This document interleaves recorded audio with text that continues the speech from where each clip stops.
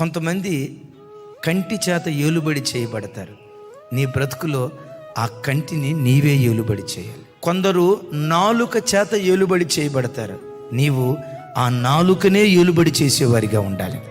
కొందరిని cell phone ఏలుతుంది, కొందరిని cell phone ఏలుతుంది. రోజుకొచ్చి 2 గంటలు 3 గంటలు ఆ సెల్ ఫోన్ దగ్గర జీవితాల్లో నాశనం చేసుకుంటున్నారు.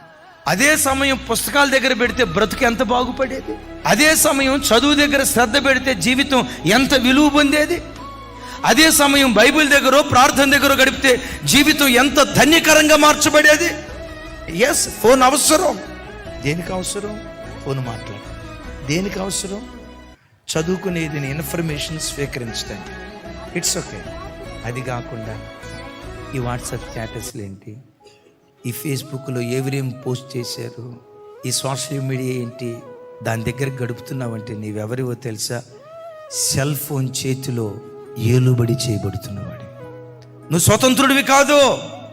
దాని చేతిలో ఏలుబడి చేయబడుతున్న ఒక బానిసవి అన్న సంగతి గ్రహించు. ఓ చిన్న సెల్ ఫోన్ నిన్ను ఆడిస్తుంది. బిడ్డలారా, పాపం చేత నువ్వు ఏలుబడి చేయబడకూడదు.